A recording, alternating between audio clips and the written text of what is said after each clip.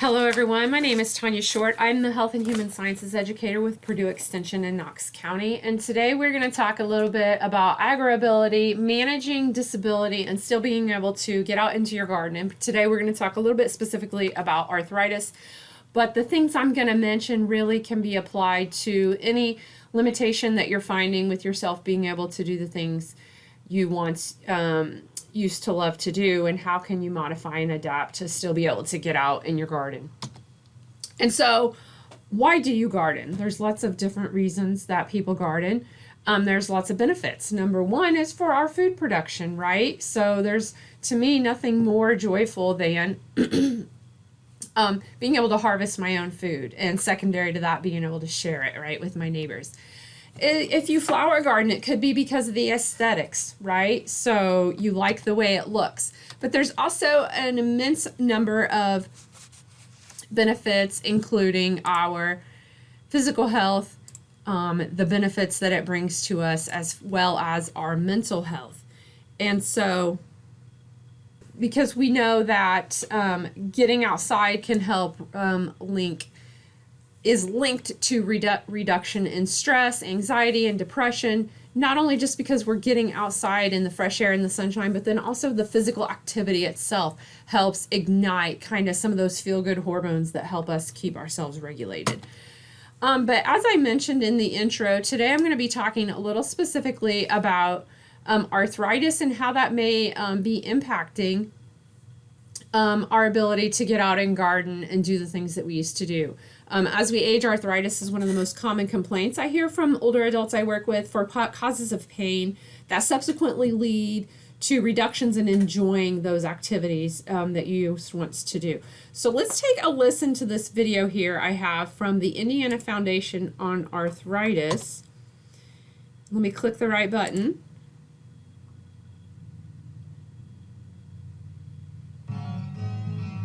While there is no cure for arthritis, there are ways to manage the disease and reduce its effects. The first and most important step is to get a proper diagnosis from your doctor and find out about treatment options. People have the opinion sometimes that there's nothing that can be done, and that's not true. There are easy ways to treat this without having to have surgery, and it can make a substantial difference. You should also become more familiar with what arthritis is, the different forms of the disease, and its symptoms. There are approximately 46 million individuals in the United States who have a doctor-diagnosed arthritis or related disease. The word arthritis means inflammation of the joint. A joint is any place in the body where two bones meet, like your elbow or knee. Joint inflammation is a reaction within the body causing swelling, redness, pain, and loss of mobility. Arthritis can affect both joints and supporting tissues. So my goal in sharing that was twofold. One, to show exactly what arthritis is, how it can affect our body and our ability to really be mobile in the same ways that we've always been used to. And two, to highlight that there are things that you can do to help manage the symptoms of arthritis, even though there is no cure. And one of those things is physical activity. In fact, on this next slide, you will see I've pulled up the front page of a document that was issued by the National Institutes of Health a couple of years ago, and it was titled "Movement is Medicine, Relieve Your Joint Pain." And so the entire purpose of that booklet is to help folks understand how they can adjust and modify their levels of physical activity to a place where they can still engage in them, because the one thing that is most detrimental to anyone, but especially to older adults, is becoming physically inactive. First let me put a disclaimer in here. I get a lot of questions. I teach a fall prevention class, and we talk a lot about, in the early stages of that class, is it safe for me to be doing this physical activity? And what I would share with you about that is you will be hard pressed to find a doctor who will tell you you should not be doing some level of physical activity unless you have something very, very unique going on with your health at this moment. Having said that, however, there are some warning signs that I want you to watch out for. One is if you have pain or pressure in your chest, if you're short of breath, if you feel dizzy or sick to your stomach, and if you experience intense pain or pain that is more than usual. Those are reasons that you should stop immediately and talk to your doctor. Also in this pamphlet, which I will provide a link to you at the end so you can look at it, there's also what's called an activity readiness assessment. And so it gives you some things to think about as far as like if you should be worried about physical activity and in your health. So moving on to what we can do despite maybe some of the pain we're experiencing or some other physical limitations. What can we do to make sure that we're still able to enjoy gardening, or if you've never gardened, to start? So this booklet here that I have highlighted on the screen, Arthritis and Gardening, was actually written by the Purdue University chapter of the National AgrAbility Project, which is established entirely for the purpose of helping individuals who have disabilities, preventing them from engaging in ag-related activities, how they can make those modifications and adaptations. And so in this book, the rest of my presentation today is going to be largely based on the outline that you will find in this pamphlet. And this is another document I will share with you after my presentation today. But it really talks about 4 different things. Number 1, we have to pre-plan in our garden, and we have to think about what kind of tools we might need or that we could use to help make our tasks easier. And then I really want to spend the time talking about how do we prepare our body so that we can minimize and manage any potential pain or discomfort that can come from being physically active. Because ultimately we don't want it to be at a level where it prevents us from engaging in these activities. So first, in our pre-planning stage, we have to consider our wants versus our actual abilities. So what is our garden type going to look like? Its size, location, what kind of plants are we going to plant, and what are those tools and accessories needed?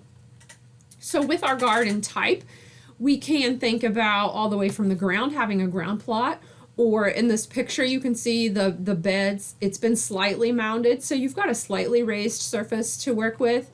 We can have raised beds that are built in the yard, like the bottom picture or that top picture. There was a natural retaining wall in this patio, and they were able to create that area into a little garden that was more easily accessible because it was raised.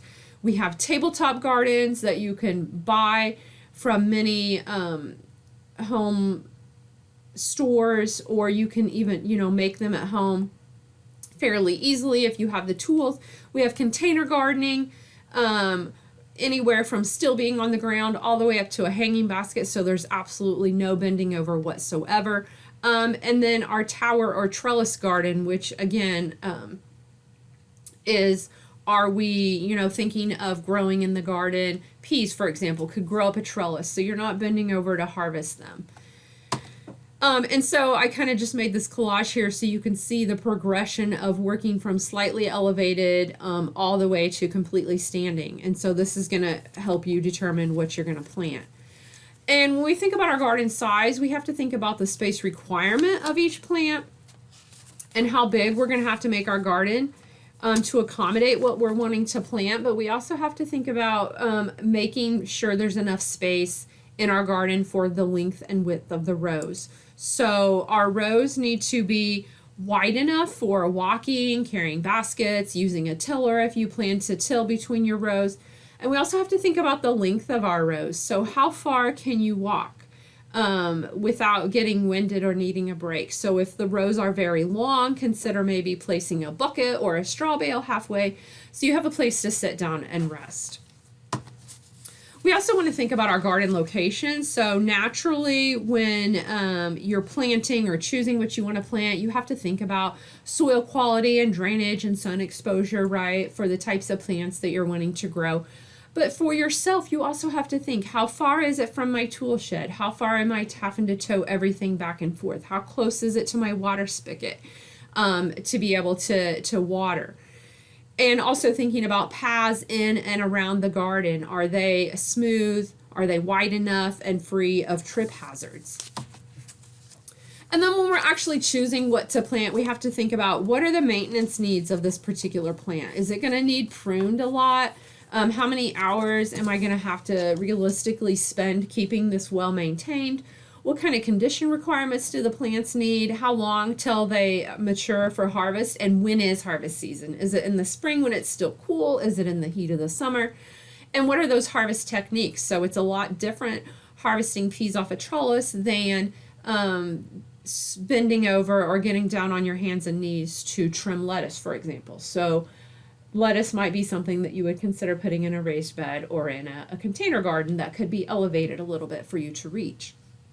And then we also want to think about perennial versus annual, and there's even dwarf tree varieties. So there's lots of different options that you can find that can fit your needs and your abilities and your wants. And we also need to think about tools. So the definition of ergonomic means that it's something is designed to minimize physical effort and discomfort while maximizing our efficiency. So when we're looking at these tools, we want to consider how much they weigh. You know, how do they feel in your hand? What's the handle size? How is it shaped? How long is it? And the gripping surface. And so, you know, how do these feel when I try to hold them? Hand tools should allow you to work with your wrists straight. And you can see in these pictures here, the handle is actually on top. So you're doing this kind of motion, allowing yourself to keep the wrist straight, as opposed to the traditional maybe hand shovel where you would be doing that more of that kind of motion. And then also with the forearm braces, again, allow you to get that little bit of extra leverage from your whole arm as opposed to just your wrist strength. And there's lots of other types of tools that have swivel grip or spring assisted handles, ratcheting gears when you're thinking about pruners. So really lots of choices out there to help you if hand and arm strength are a concern or pain.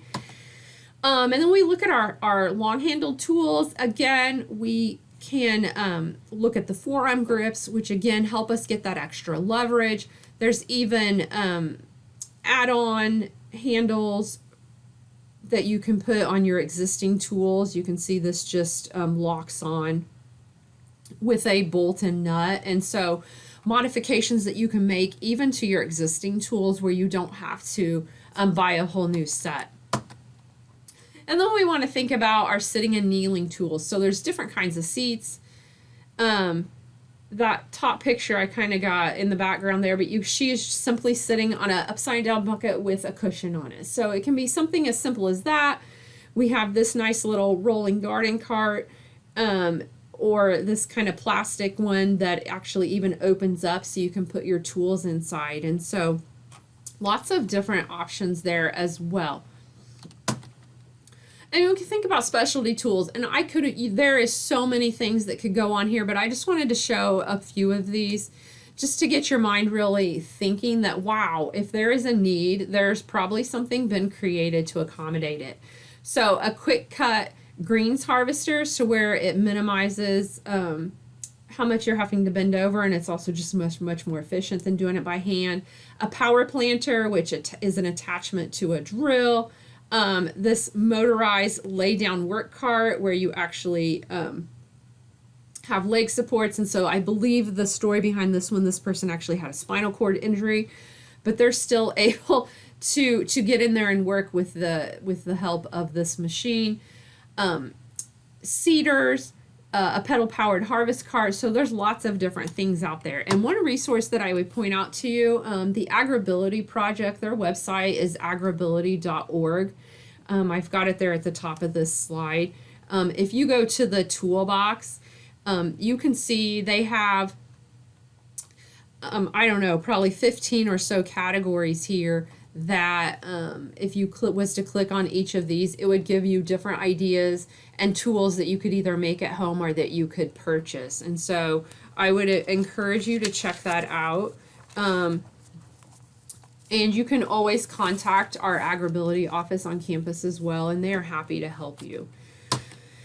So we've talked about planting our plot or choosing our plot and getting our garden all planned out. We've talked about making sure we have the tools to match our needs and our physical capabilities. And now we have to think about preparing ourselves. So my first question is, what's the weather? So we need to think about the temperature in the sun, not only for the purposes of, we don't want you to overheat. We don't want you to be out of the heat of the day. But we also have to be careful because certain medications can make you more sensitive to sunlight and therefore more likely to experience sunburn. which we know is not only painful, but what is the number one cause of melanoma, skin cancer. So it's really important to be mindful of those medications and your sun exposure. I also want you to be really careful that you're getting plenty of fluids, preferably water or some sort of lightly flavored water, maybe something with a little lemon or cucumber in it. But we want to be careful of our sugary and caffeinated drinks, which can actually dehydrate us due to their diuretic effects.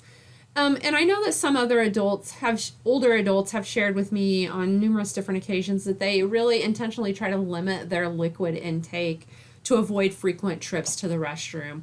And I would really caution against you, because this not only can lead to dehydration, at the very least, which would make you tired, but at the very worst, it can lead to other more serious health complications. And so really, please,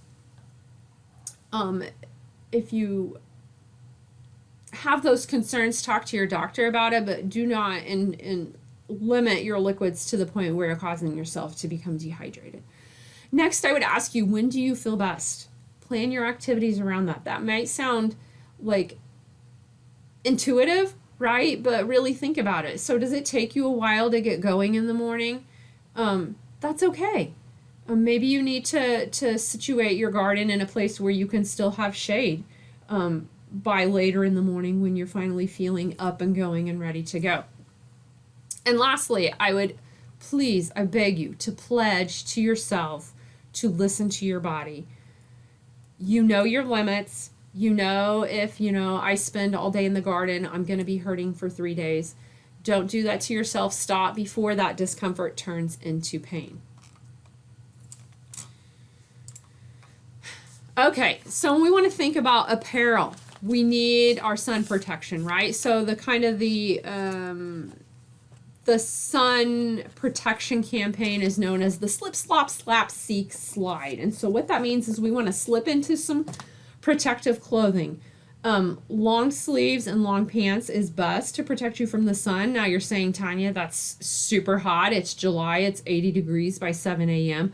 I understand that. We want really lightweight clothing, right? So think about that old shirt that is so threadbare you could almost see through it. It's still going to protect, it's still going to provide that layer of physical barrier from the sun. We want to think about slopping on some sunscreen. We want at least an SPF of 30 or higher, and we want to reapply it every 2 hours or anytime you've gotten too sweaty. So if you're someone who perspires a lot, you may want to consider getting a sunscreen that is a sports brand, so that it's meant to resist kind of that moisture. We want to slap on a hat, and not just any hat. We want a wide brimmed hat all the way around that has a bill all the way around, not just a ball cap, because we see melanoma start on the ears and on the back of the neck because it is often not protected. And so that's why we want that wide brim hat. We want to seek out shade. So is there a way that you can work during the hours when the sun is low, in the early morning or in the late afternoon or in the evening? And then we want to slide on those sunglasses, right? So we're protecting our eyes because they can be damaged from overexposure to the sun as well.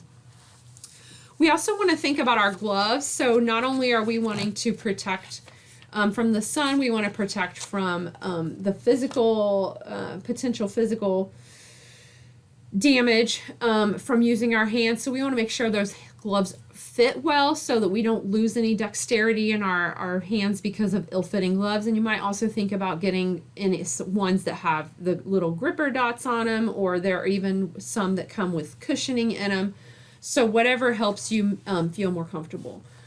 We want our footwear to be closed-toed shoes with sturdy soles. So think a tennis shoe or a sneaker that you can lace up.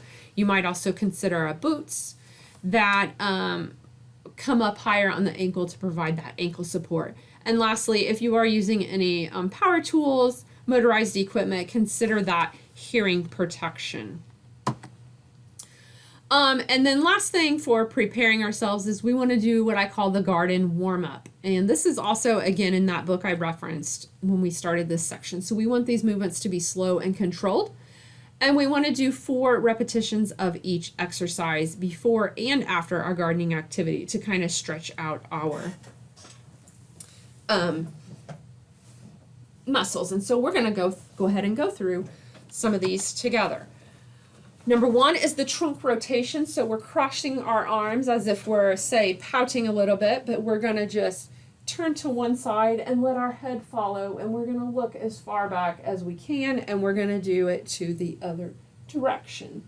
And we're going to do this 4 repetitions total, so 4 times to each side. That's 2. And this is helping to loosen up that low back, as well as your shoulders and your neck. And that was 4 times on each side. And now we want to think about our hands, because that's often, the small joints in our hands are often impacted by arthritis. And so this is called the finger O. And so what I want is for you to try to create an O or a circle with each finger. And you're just going to go up and down, closing and opening. And you should feel a nice stretch in your palm and even in the tendons of the back of your hand, opening up, maybe even down a little bit into your forearm. All right, what have we got next? So arm circles, we're going to do these 2 variations. So 1, you're going to make what I call my butterfly wings. So I'm touching my shoulders with my elbows pointing out, and I'm going to start drawing little circles going with my elbows. So as if I'm trying to draw a circle, I'm going to slowly get bigger with those circles and then kind of shrink them back down again. Let's do that one more time. Small circles and a little bit bigger. Use a range of motion that is comfortable for you. That is really important. We don't want these to be inadvertently causing you pain. So as we're getting bigger here, and let's go ahead and smaller, smaller, smaller, smaller, and let's do that again the other direction. So tiny circles. And this is, again, helping to loosen up the shoulders, the upper back, the neck. And you can do these seated or standing. Either way is fine, whatever is more comfortable for you.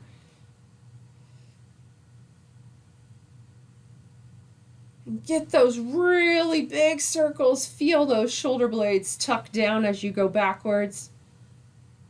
And then begin to shrink the circle down again. Now, for more intensity and for more kind of stretch on your shoulder, if you will, you can do that same thing with your arms out. And so I would encourage you maybe even to do it both ways. Oh, and I can feel a bigger stretch on my chest when I do it with my arms out.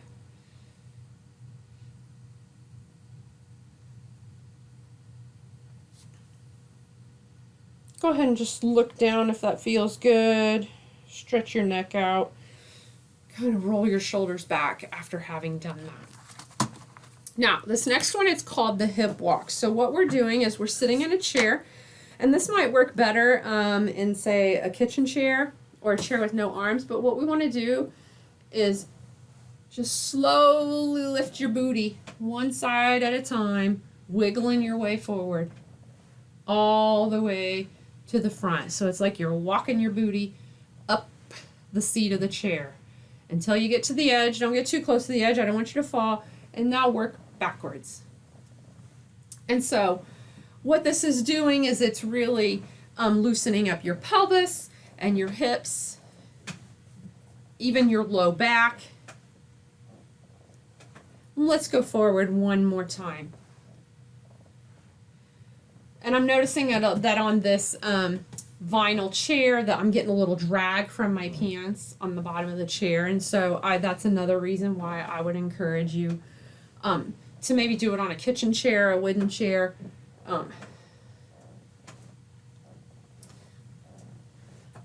All right.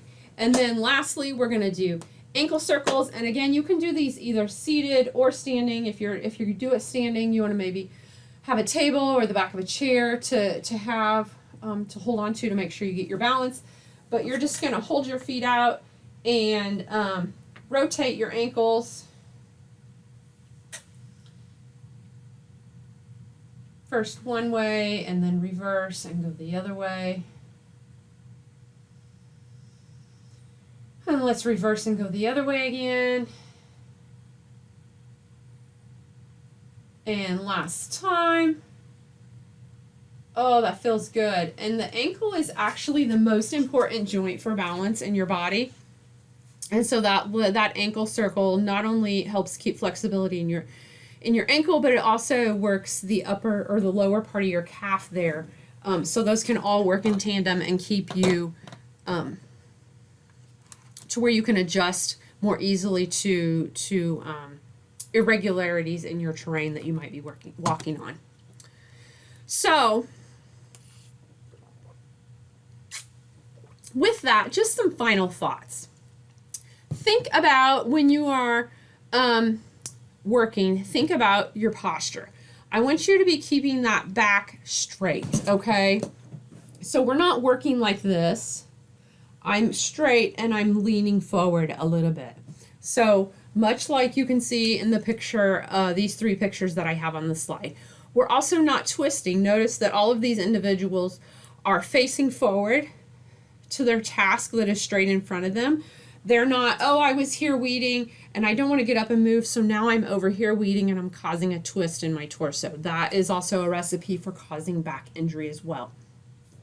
We also want to think about repositioning frequently to avoid strain or tension. So if you're kneeling, think about using a knee pad and kneel just using one knee, like the lady there is in the bottom left picture.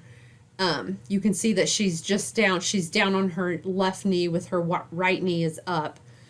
And that helps provide some protection to your low back and your hips to avoid strain there. You also need to be really carefully when you're lifting that we're bending at the knees, so that when we're standing up with that weight, that it's actually our leg muscles that are pulling the majority of that weight, that are pulling the majority of exerting the majority of the effort, if you will, when you're lifting that weight. And also think about if you're carrying something that you're holding it as close to your center of gravity as possible. And if that's not possible, then get in a wagon, taking smaller trips if that's what it means.